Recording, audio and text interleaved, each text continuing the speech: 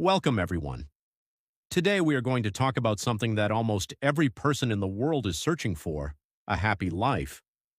People search for happiness in many places. Some search for it in money, some search for it in success, fame, relationships, travel, or personal achievements. We often tell ourselves, one day when I finally have what I want, I will be happy. But there is a problem with this idea. The finish line keeps moving. When we reach one goal, another goal appears. When we buy one thing, something newer soon attracts our attention. When one dream becomes real, we sometimes forget how badly we once wanted it.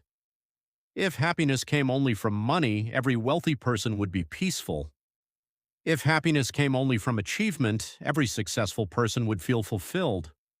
The word fulfilled means deeply satisfied because your life feels meaningful and complete. But we know that success and fulfillment are not always the same thing. This does not mean money is bad.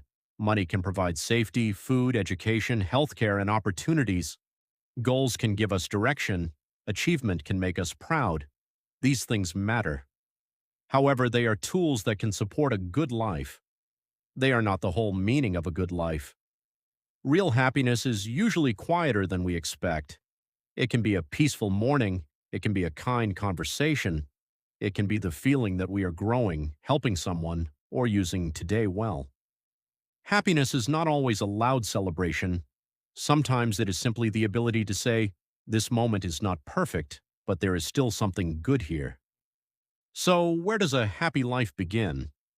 It begins before perfect success. It begins with the way we see our life, the way we treat people, and the small choices we make each day.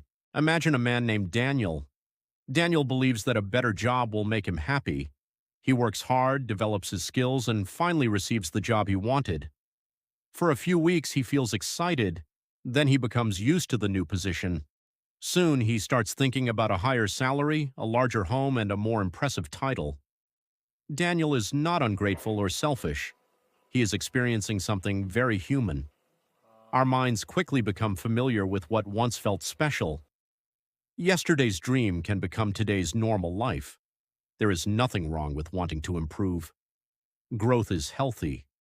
The danger begins when we postpone all happiness until the next achievement. We say, "I will enjoy life when I earn more. I will feel proud when people recognize me. I will rest when everything is finished." But life is never completely finished. There will always be another task, another problem, or another possibility.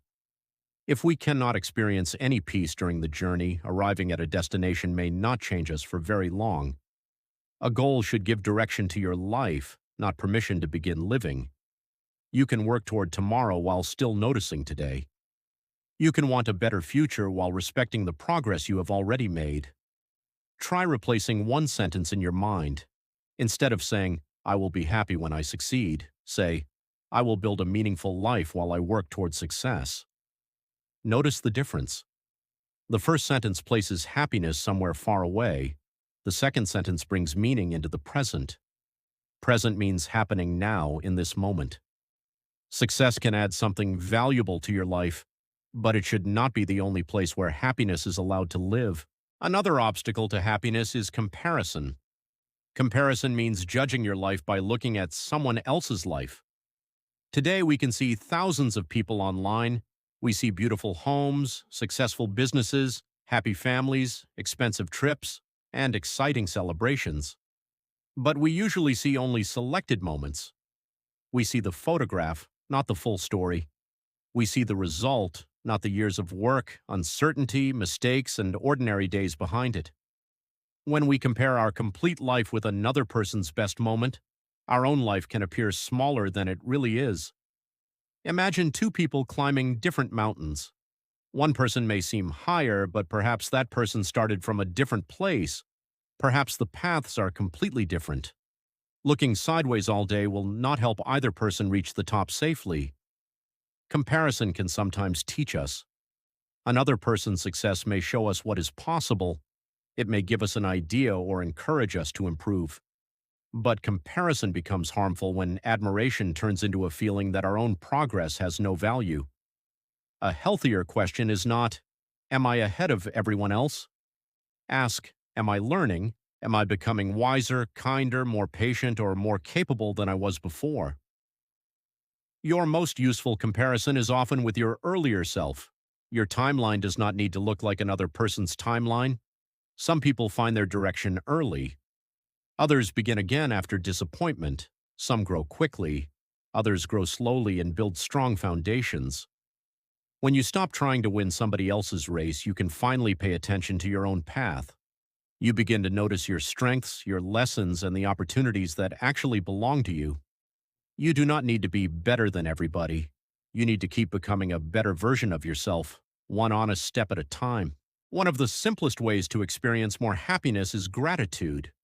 Gratitude means recognizing and appreciating something good. Gratitude does not mean pretending that problems do not exist. It does not mean smiling when you need help or ignoring something that should change. Gratitude means allowing the good and the difficult to exist in the same life. A person can say, "This week was hard, and I am thankful that one friend called me." Both statements can be true. A person can want a better job and still appreciate having learned something from the current one. Gratitude is not denial, it is balanced attention.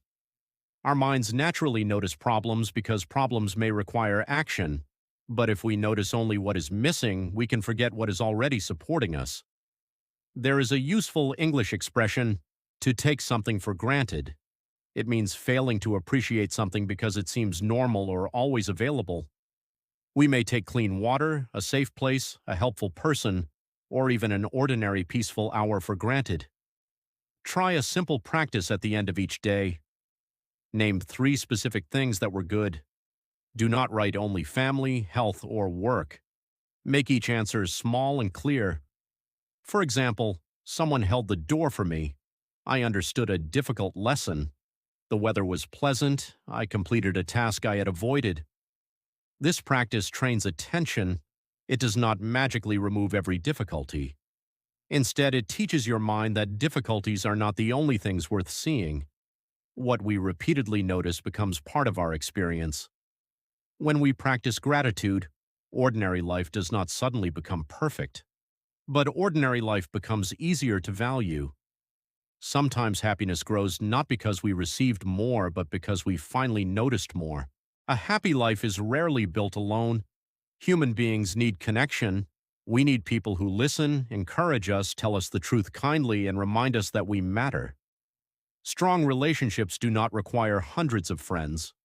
One sincere conversation can be more valuable than many shallow connections. The important question is not how many people know your name. It is whether you can be honest, respectful, and present with the people around you. Being present means giving your real attention to what is happening now. During a conversation, it can mean putting the phone down, listening without preparing your next answer, and asking a thoughtful question. Kindness also creates a special kind of happiness. When we help someone, we stop thinking only about our own worries for a moment. We remember that we can make a difference, even through a small action. You do not need great wealth to be useful. You can share information. You can encourage someone who is learning. You can help carry something, make a phone call, explain a form, or simply listen without judging. Relationships also require boundaries. A boundary is a reasonable limit that protects your time, energy, safety, or values. Caring for people does not mean agreeing to everything. Healthy connection includes both kindness and respect. If a relationship is important, do not wait for a perfect moment to show appreciation. Send the message, make the call, say thank you, apologize when you are wrong. Celebrate another person's good news without turning it into a comparison. Over time, people may remember achievements, but they also remember how they were treated. A kind word may stay in someone's memory much longer than we realize. Happiness grows when we allow love, friendship, respect, and service to become part of our ordinary days. People often connect purpose with a famous career or one enormous mission, but purpose can be much simpler. Purpose is a reason that gives direction and meaning to what you do. Your purpose may include your work, but you are more than your job title. Purpose can appear when you care for family, teach a skill, solve a problem, create something useful, support your community, or continue learning after a difficult season. A useful life is not always a public life. Many important actions are never seen by a large audience. A parent encouraging a child, a worker doing an honest job, a neighbor checking on someone, or a student refusing to give up can all carry meaning. Sometimes we wait to discover one perfect purpose before taking action. A better approach is to begin with what is already in front of us. Ask 3 questions. What do I care about? What can I learn to do well? Who could benefit from that ability? The answers may change as you grow. Purpose does not always arrive like a sudden announcement. Often it develops through experience. You try something, learn, adjust, and slowly understand where your effort matters most. Purpose also helps us continue when motivation is low. Motivation is a temporary feeling. Purpose is the reason we return to the task even when the feeling is absent. This does not mean every day must be productive or impressive. Rest can support purpose because tired minds and bodies need recovery. The goal is not to fill every minute. The goal is to know what deserves your energy. A meaningful life is built when your values and your actions begin to move in the same direction. You may not change the entire world, but you can improve the part of the world that your life touches. Happiness is influenced by big events, but much of life is made from repeated ordinary days. Small habits shape those days. A habit is an action you repeat regularly. One action may seem unimportant, but repeated actions can change the direction of a month or a year. Begin with your morning. Before checking every message and every piece of news, give yourself a quiet minute. Open the curtains. Take a slow breath. Think about the most important thing you need to do. A calm beginning cannot control the whole day, but it can improve your first response to it. Choose one achievable task. Completing a realistic task builds confidence. An endless list can create the feeling that nothing is ever enough. Decide what truly matters today and let smaller tasks remain smaller. Make space for movement that is appropriate and safe for you. Rest when you need it. And follow professional health advice that applies to your situation. Caring for your body supports your attention and mood, but a good routine should fit your real life rather than someone else's perfect schedule. Protect a little time from constant information. Phones are useful, but our minds need moments without alerts, arguments, advertisements, and comparison. Even 10 quiet minutes can create space to think clearly. Learn something regularly. Read a page, practice a language, watch a useful lesson, or ask someone to explain a skill. Progress creates energy when it is connected to something meaningful. At night, do not judge the entire day only by what remains unfinished. Remember one thing you completed, one thing you learned, and one thing you appreciated. A happy life is not created by following a perfect routine every day. It is created by returning to helpful habits after interruptions. Missing one day is not failure. Begin again gently. Small choices may not look powerful in a single moment, but they become powerful when they are repeated. A happy life is not a life without difficulty. Everyone experiences uncertainty, disappointment, change, and days when progress feels slow. If we define happiness as feeling cheerful every minute, we will believe we are failing whenever we feel tired, worried, or sad. But emotions are not permanent identities. They are experiences that change. A meaningful life has room for many emotions. Sometimes the wisest response is not to force happiness. It is to be patient, speak with someone trustworthy, ask for appropriate help, and take the next manageable step. Peace can mean accepting that today is difficult without deciding that every future day will be the same. Hope does not require us to pretend. Hope means leaving room for improvement, support, learning, and unexpected good things. This is where the word contentment becomes useful. Contentment means a peaceful appreciation of what you have while still allowing yourself to grow. It is not laziness. It is not giving up. It is the ability to say, I have goals, but my life has value before I reach them. You can be grateful and ambitious. You can rest and remain responsible. You can accept where you are and continue moving forward. These ideas are not enemies. A balanced life can hold both. So, remember this. Happiness is not a prize waiting at the end of a perfect journey. It is a way of traveling. It appears when you notice what is good, care for meaningful relationships, use your abilities, and return to helpful habits. You may still want success, financial stability, recognition, or new experiences. Work for them with patience, but do not place your entire life on hold while you wait. Notice today's small gifts, respect your progress, help someone when you can, ask for help when you need it. Keep learning, keep building, and allow ordinary moments to be important. A happy life does not begin when everything becomes perfect.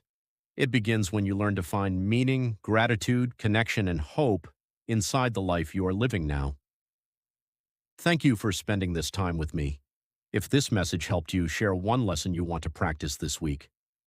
Keep learning, keep growing, and take your next step with patience.